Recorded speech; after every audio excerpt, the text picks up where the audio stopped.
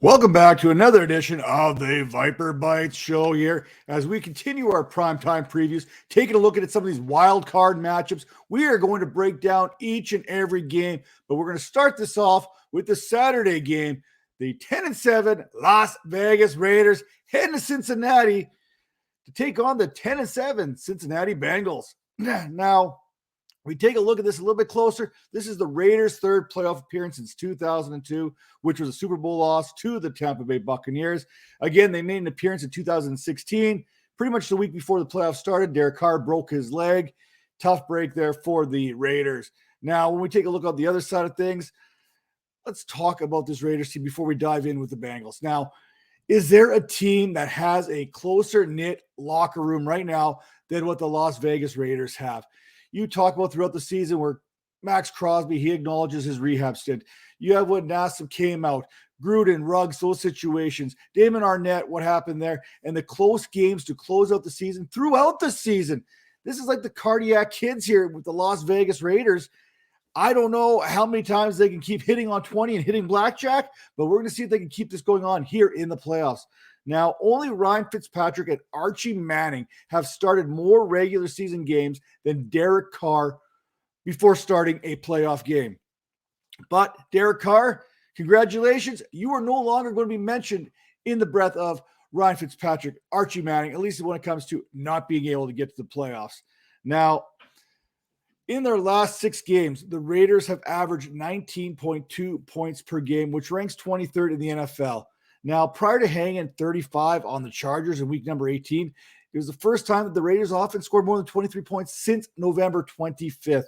And for all the hate that Derek Carr takes on and all the love that Joe Burrow and the Bengals get, the Raiders actually ranked higher in yards per game, as Vegas posted the 11th most yards per game with 363.8, while the Bengals ranked so right around that 361.5, which is good for 13th. Although it's all about scoring, and the Bengals are averaging 27 points per game, where the Raiders are held to about 22. Now, Vegas has been playing some playoff football for weeks now, but if they can't solve their red zone woes, it could all end right here. Vegas has scored a touchdown on just 53.4% of their red zone possessions this season, which is the 7th worst. Meanwhile, their defense has been awful in the red zone, surrendering a touchdown at a league high rate of 80% of opponents' possessions. Now, of note in this game, Hunter Renfrow has a touchdown in 4 of the last 5 games, while Zay Jones has posted 7+ targets and 5+ catches in 5 straight games. So if you're looking for a sleeper here for those playoff fantasy leagues, Zay Jones, he could be that guy. Now, the last time that these two teams met, the Bengals had no answer for Darren Waller. In his first week back, there was a little bit of rust between Carr and Waller, but Waller did play 41 of 45 snaps. Now, Cincinnati all season long has struggled against the tight end position, allowing the most receptions in the league, 8.2, and the second most yards, 95.4, to the position over the last 5 weeks of the regular season. So when we take a look at how things kind of shook out here between these two teams here, on November 21st, Joe Burrow, 20 of 29, 149, 1 touchdown. Derek Carr, 19 of 27, 215, 1 touchdown, 1 interception. Now, here's where it got interesting, because we talk about Jamar Chase, we talk about T. Higgins. You're going to hear all week how this Bengals team is going to dominate the Raiders. Well, the truth is, back in week 1, it was Tyler Boyd who led the Bengals in receiving with 6 catches and 49 yards. Now, Jamar Chase, 3 catches, 32, 1 touchdown, and T. Higgins, 2 for 15. Now, on the Raiders side of things, Darren Waller, 7 catches, 116 yards, no touchdowns. Hunter Renfrow, 4 for 30. Zay Jones, 1 for 20. So who knows what's going on here? The biggest difference between these two teams was the fact that Joe Mixon was running wild. 20 carries, 123 yards, 2 touchdowns.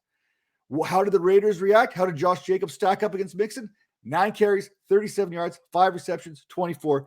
A good part of the reason why we were looking at the Bengals winning that first game back on November 21st, 32-13. Now, this game was close going into the fourth quarter. Going into the fourth quarter, it was only 13-6 for the Bengals.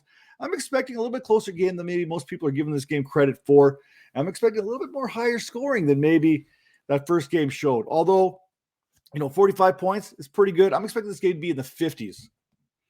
Now, when we take a look a little deeper into Basically, the Cincinnati Bengals. Joe Burrow is averaging a ridiculous 27 fantasy points per game over the last 5 weeks, which basically would have made him the QB1 in fantasy. Now, on the season, Burrow sits sixth in passing yards, 4,611. That's 200 less than the fifth best passer, which happens to be Derek Carr and his 4,804 passing yards.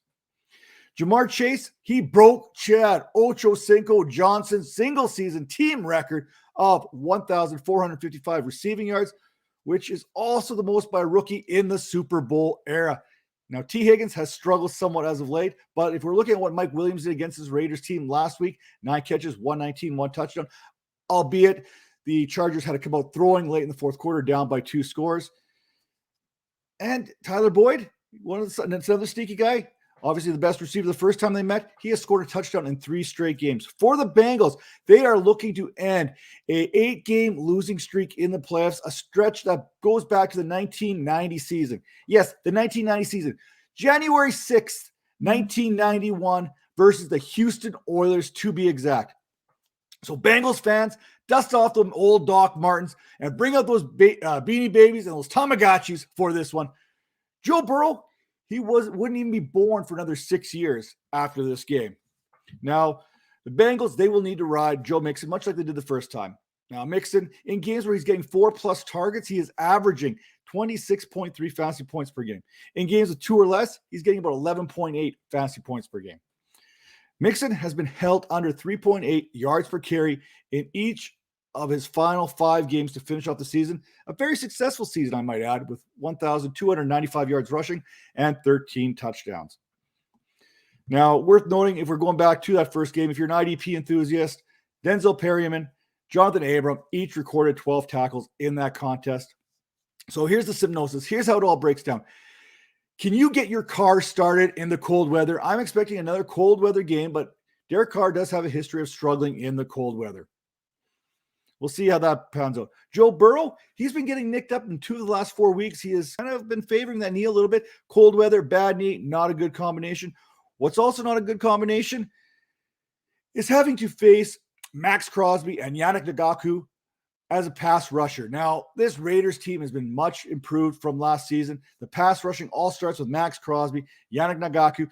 Can the bookends for the Bengals slow these two down? That is going to be a key in this game.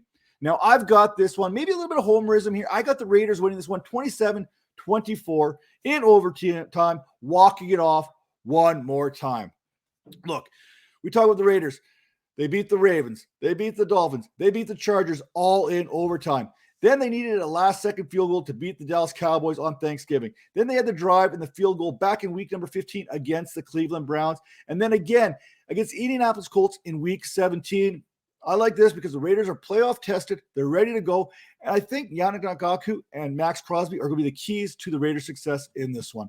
What do you say? Hit me up. Let me hear those comments. Am I right? Am I wrong? I know you guys are probably favoring the Bengals right now, but I got to believe in Raider Nation getting this one done this week. We will see you next time.